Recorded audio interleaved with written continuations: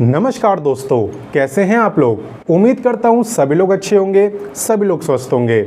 मेरे को तो आप जानते होंगे, मेरा नाम है विवेक और मैं आपको डेली 2 गवर्नमेंट जॉब्स के बारे में बताता हूं। Regular 2 government jobs.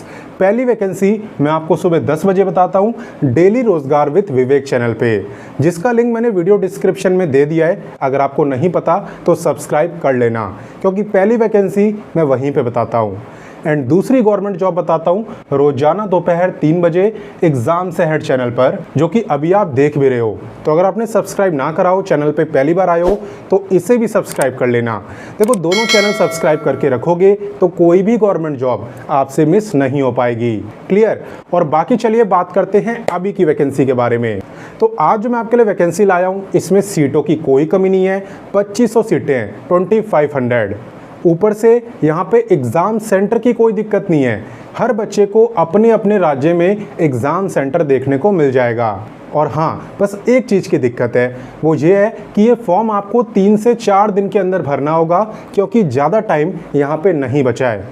But don't worry, अगर आप वीडियो को पूरा देखेंगे तो सारी डिटेल मैं आपको दूंगा, अप्लाई करना भी सिखाऊंगा। ठीक है, तो कोई दिक्कत आपको नहीं आएगी। वीडियो को पूरा ज़रूर देखना बस। तो बोलो, स्टार्ट करें। चलिए करते हैं। तो देखो, ये जो वैकेंसी है ना, ये निकाली है भारतीय वायुसेना यानी इंडियन एयर फोर्स ने। ठीक है, बात करते हैं सीधा इंपॉर्टेंट डेट्स की। तो देखो, आवेदन की बात करें तो आवेदन काफ़ी पहले से स्टार्ट हो चुके हैं एंड अप्लाई करने की लास्ट डेट है 31 जुलाई। तो अब ज़्यादा टाइम नहीं बचा है, क्योंकि 31 जुलाई तक ही आप इस वैकेंसी में अप्लाई कर पाओगे।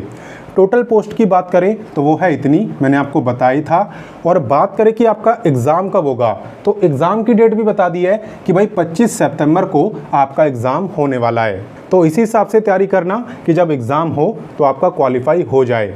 ठीक है, ऐसा ना हो कि तब तैयारी करने बैठो। इसलिए पहले से बता रहा हूँ कि 25 सितंबर को एग्ज़ाम है। क्लियर। तो चलिए आगे बढ़ते हैं। अब नेक्स्ट मैं आपको बताने वाला हूँ एलिजिबिलिटी यानी क्वालिफिकेशन के बारे में। तो देखो, अगर आपने 12वीं साइंस से करी है, कॉमर्स से करी है या आर्ट्स से करी है, आप तीनों ही other than science non technical वाली पोस्ट में अप्लाई कर सकते हो।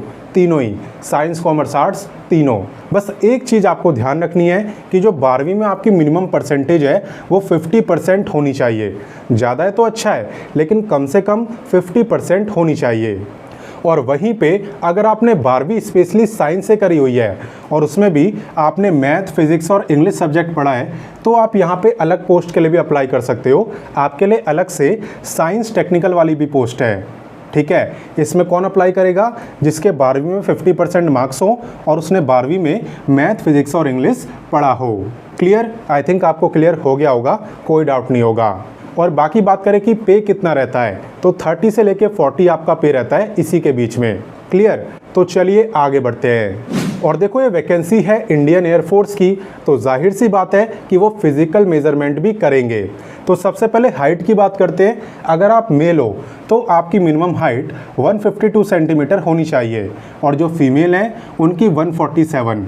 देखो, ज़्यादा होगी तो चलेगी, कम से कम इतनी होनी चाहिए।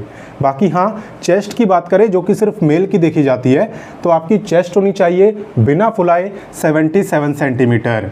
ठीक है, इस बात को ध्यान रखना, पहले चेक कर लेना इतनी आपकी हाइट वगैरह है कि नहीं, उसके बाद ही इस वैकेंसी में अप्लाई करना। क्या फ़ायदा, अप्लाई कर दोगे, बाद में हाइट छोटी निकलेगी तो रिजेक्ट हो जाओगे।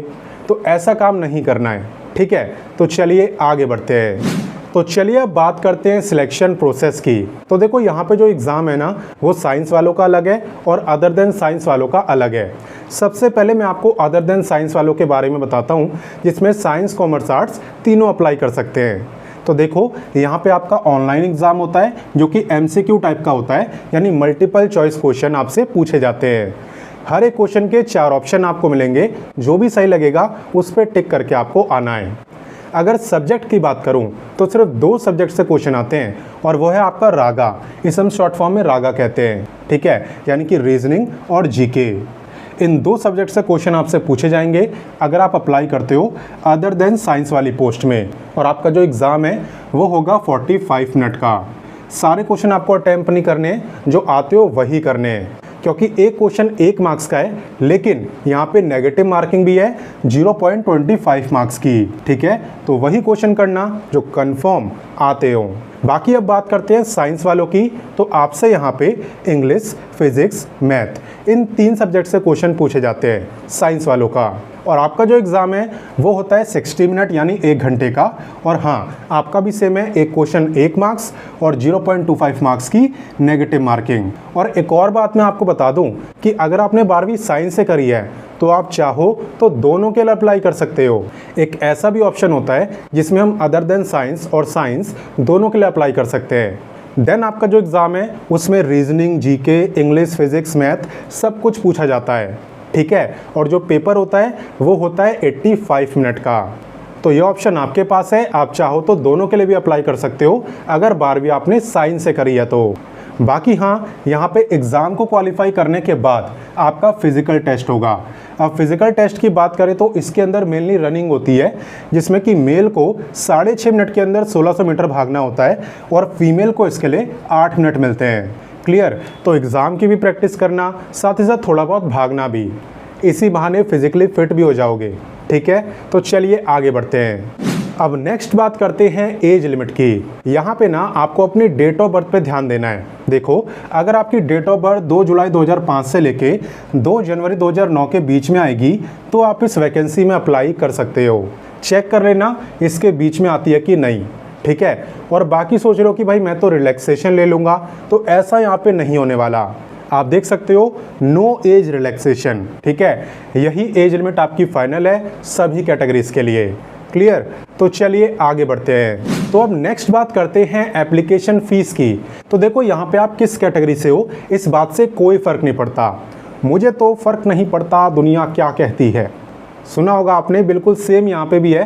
किस कैटेगरी से हो कोई फ़र्क नहीं पड़ता, यहाँ पे आप सबकी फ़ीस 550 रहने वाली है, ठीक है। और ये मैं आपको बता ही चुका हूँ कि ऑल इंडिया वैकेंसी है। एग्ज़ाम सेंटर भी आप सभी को आपकी अपनी प्रेफरेंस के अकॉर्डिंग मिल जाएंगे।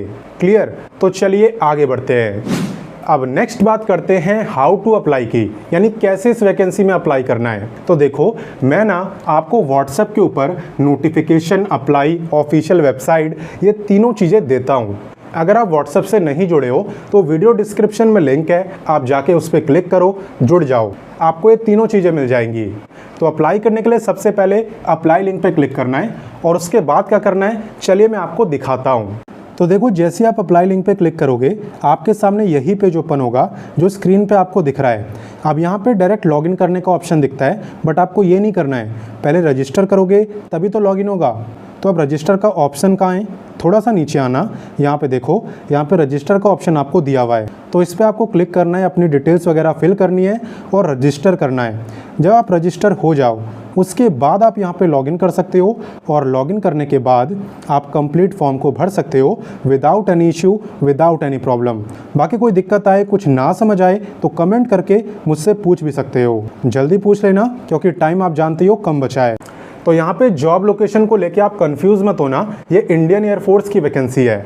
तो ऑल ओवर इंडिया में कहीं पर भी आपकी पोस्टिंग हो सकती है, बट हाँ, एग्ज़ाम सेंटर आपको आपकी प्रेफरेंस के अकॉर्डिंग मिलेंगे।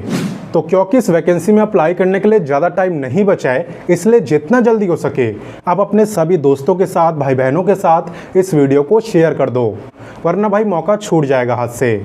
और साथ ही में मेरे समझाने का तरीका अच्छा लगा तो वीडियो को लाइक करना, क्योंकि आप जानते हो आपका लाइक मुझे मोटिवेट करता है।